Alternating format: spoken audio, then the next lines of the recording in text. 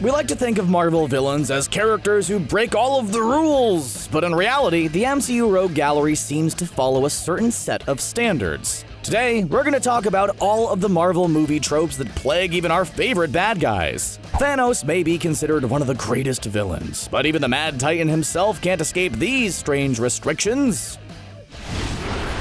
Every villain has a unique evil plan our heroes have to figure out how to thwart. But at the end of the day, most MCU heroes have only one of three possible motivations. First of all, we have the bad guys who commit heinous acts in the pursuit of more power. Dormammu wants to extend the reach of the Dark Dimension by taking over Earth. And Ronan the Accuser wants power so badly he decides to betray Thanos over it, which went about as well as you probably predicted. Red Skull wants to obtain the Space Stone, which also, yeah, you probably guessed that one too. Then we have the heroes who are out for revenge. Aldrich Killian wanted revenge on Tony Stark for rudely dismissing him, which, come on, get in line. Helmut Zemo wanted revenge because he blamed the Avengers for the loss of his family, and Loki is always trying to defeat Thor because their dad just liked him better. Lastly, we have the villains who are just in it for the money. These are characters like the Vulture, Justin Hammer, and Yellowjacket. Power, revenge, and greed are the trifecta of Marvel villain motivations, and deviations are incredibly rare.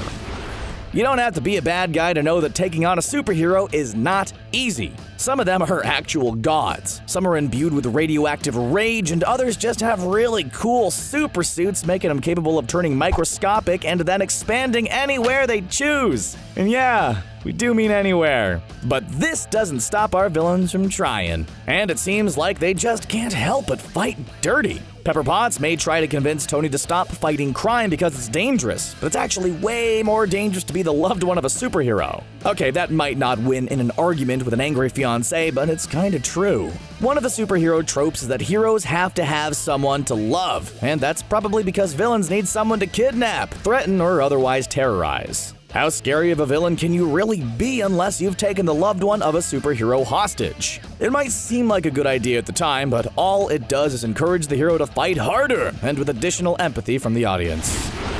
The Marvel Cinematic Universe is incredible for so many reasons. Yet for over a decade, they struggled to incorporate female characters into the MCU in any meaningful way. This was true for the heroes, but it was also true for the villains. The MCU kicked off with Iron Man in 2008, and it wasn't until 2017 that we got our first female villain in Thor Ragnarok. Iron Man 3 director Shane Black claims the original plan was to make female character Maya Hansen the movie's primary villain, but Marvel Studios refused. He claims they didn't think a female villain would be believable. Besides Hela, we've seen the barely there Proxima Midnight from Infinity War and Minerva from Captain Marvel, but that's about it. We appreciate the characters like Black Widow, the Wasp, and Captain Marvel show us women can be superheroes too, but could we also get some more awesome female villains? Who would have thought the field of supervillainy would end up being such a boys' club? Dolores Umbridge, the most heinous villain of all time, is a woman, and while we know that's a different fantasy franchise, our point remains. There was a long period of time when Loki was hands down the best villain in the entire Marvel Cinematic Universe. And it wasn't because Tom Hiddleston is just oh so charming. It was because we actually had the chance to get to know Loki over the course of various different movies. We learned about his origins. He was allowed to have a character arc, and most of us ended up feeling sympathy for him instead of just wanting to see him defeated. In the early days of the MCU, villains were treated as completely disposable. Movies focused so much on setting up our heroes that their villains came across as one-dimensional. In contrast, there are newer villains like Eric Killmonger from Black Panther, who's hailed as one of the greatest villains because we know so much about him. We know his backstory, what motivates him, and his story is such an important component of the movie. He was such a great villain that people are still hoping he's somehow going to magically come back for Black Panther 2. Come on, he's not Loki, and unlike Loki, this character development was all accomplished in a single film. Surprise! Not only do we not see our villains change, grow, learn, or really develop any interesting personality traits, but we also don't know much about where they come from. Thanos was one of the most successful villains in the history of the MCU, and what do we really know about him other than that he's a megalomaniac and a really terrible daddy? In the comic books, we learn his own mother found him so hideous she tried to take his little baby life. That brief snippet into his life is pretty much as sad as you can get, and if it was included, it would add a whole lot to his character. MCU villains get brief, uncompelling, and confusing backstories at best for the most part. Caecilius wanted to learn magic after losing his wife and son, and then decided to become immortal and let Dormammu destroy the Earth? Because he wasn't impressed with the Ancient One? What was Darren Cross's life like before he started matching wits with Hank Pym? He's far from Hank's only enemy, but what about him made him commit such heinous acts? Instead, he's just one of the many jerks in a business suit who's secretly a villain. It probably won't surprise you to learn that many Marvel movie fans are interested in other popular fandoms, and Marvel Studios head Kevin Feige is no exception. Like many of us, the Star Wars franchise holds a special place in his heart, and he decided to pay tribute to it during Marvel's Phase 2. So, if you wanted to become a villain from that time period of MCU history, then our hat's off to you, because your hand is going to be taken away soon. During Star Wars: The Empire Strikes Back, protagonist Luke Skywalker loses his hand during an intense battle. It's an iconic moment, and one Feige wanted to replicate during each Marvel Phase 2 film. During Iron Man 3, Aldrich Killian gets his arm chopped off by Tony Stark. Captain America the Winter Soldier centers around a character who lost his arm and got a cybernetic replacement. In Age of Ultron, Ultron cuts off Klaue's arm, and in Thor: The Dark World, Malekith loses not one, but 2 arms. There are some characters out there who are committed to wanton destruction, and they have their place in the universe for sure. But far more compelling are characters who do the wrong thing for the right reasons. Eric Killmonger is a great example of this. He wants to help his people and sees that Wakanda has resources to alleviate a lot of suffering in the world. At the end of the movie, T'Challa even admits he was right to an extent and forms a Wakandan outreach center. Prior villains Scarlet Witch and Quicksilver once antagonized the Avengers because Tony Stark created weaponry that decimated their home, which is a fair complaint, we have to say. Sorry, Tony. Ghost from Ant-Man and the Wasp does bad things, but she's really just trying to alleviate the pain she's in and extend her own life. Of course, we also have the reigning king of justifications, Thanos, who wiped out half the universe in order to ensure resources don't run out. However, we all know that not simply wishing for more resources puts him strictly in the villain category. Seriously.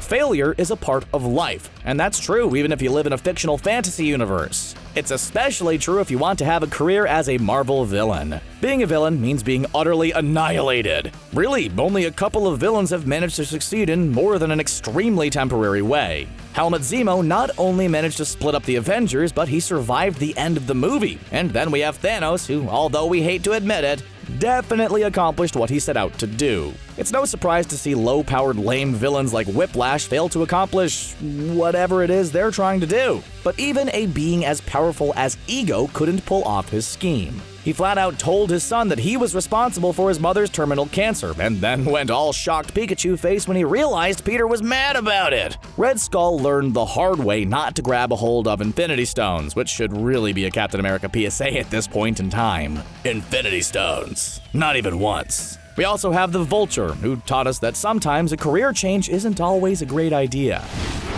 Being a villain can be isolating, so if you want to be a Marvel bad guy, you're gonna have to need at least one assistant, if not a whole legion. Delegation is an important skill, and having a couple of strategic henchmen can free you up to worry about more important things. Hilariously enough, this is one area ultra-successful Thanos isn't great at. Loki? He not only failed, but managed to lose the Mind Stone in the process. That's going to look bad on his resume. Ronan the Accuser? Betrayed him. Children of Thanos? They've either been defeated or they're not their father's biggest fans. Seriously, good help is hard to find these days. Hopefully, Thanos has more luck getting some good farm hands. Even Ego needs to have an assistant, but Mantis's primary concern is making sure her boss gets a good night's sleep. Even the incredibly ruthless and violent Hela has an adorable canine sidekick to help her out. Okay, adorable may be a bit subjective, but we stand by it.